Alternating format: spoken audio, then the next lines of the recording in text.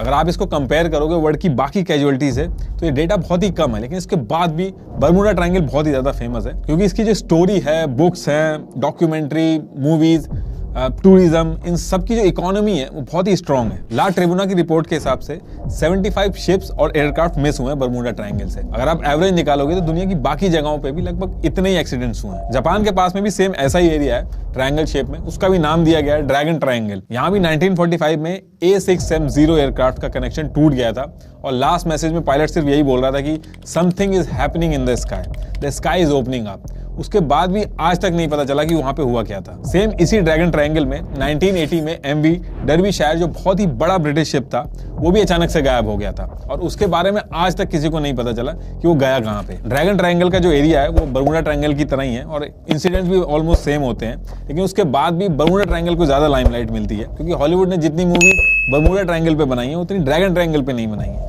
जितनी books Bermuda triangle पे publish हुई हैं उतनी ड्रैगन ट्रायंगल पे पब्लिश नहीं हुई हैं।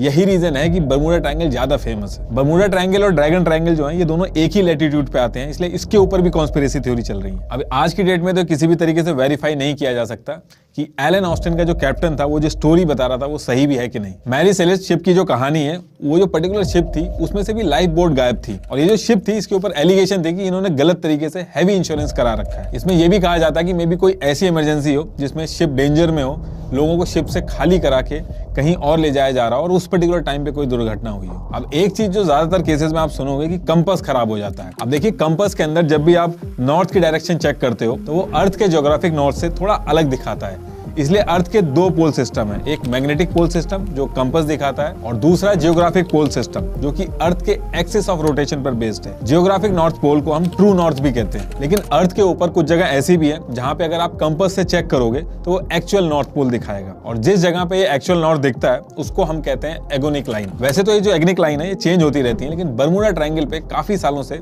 इसका सेंटर है, इसलिए इस एरिया में कंपास दिक्कत करता है और गलत डायरेक्शन दिखाता है। फ्लाइट 19 की भी बात करें तो उस केस में भी इन्वेस्टिगेटिंग टीम की जो रिपोर्ट आई थी उसमें भी यही आया था कि एक ह्यूमन एरर है जिसमें कंपास फेलियर की वजह से वो लोग रास्ता भूल गए थे और लास्ट में उनका फ्यूल खत्म हो गया था। लेकिन आज की डेट में मॉडर्न जीपीएस है, रडार है, सोनार है, इसलिए आज की डेट में ये सारी चीजें सुनाई नहीं आती। बरमूडा ट्रायंगल का जो एरिया है वहाँ पे मीथेन हाइड्रेट की फील्ड भी है, तो जब मीथेन का इरप्शन होता है तो वो पानी से मिलके बड़े बड़े बबल्स बनाता है जिससे पानी की डेंसिटी, इसमें कई सारी चीजें हैं। 2016 में यूनिवर्सिटी ऑफ कोलोराडो की साइंटिस्ट की टीम ने सैटेलाइट इमेजेस निकाली बरमूडा ट्रायंगल की, तो यहाँ पे उनको हेक्सागोन शेप में क्लाउड दिखे जो नॉर्मली नहीं दिखते हैं। ये हेक्सागोन क्लाउड एक एयर बॉम्ब की तरह एक्ट करते हैं और एयरक्राफ्ट पे 175 माइल्स पर आवर की स्पीड से हिट कर सकते हैं जिससे पूरा का पूरा एयरक्राफ्ट कोलैप्स हो सकता है। Scientist doctor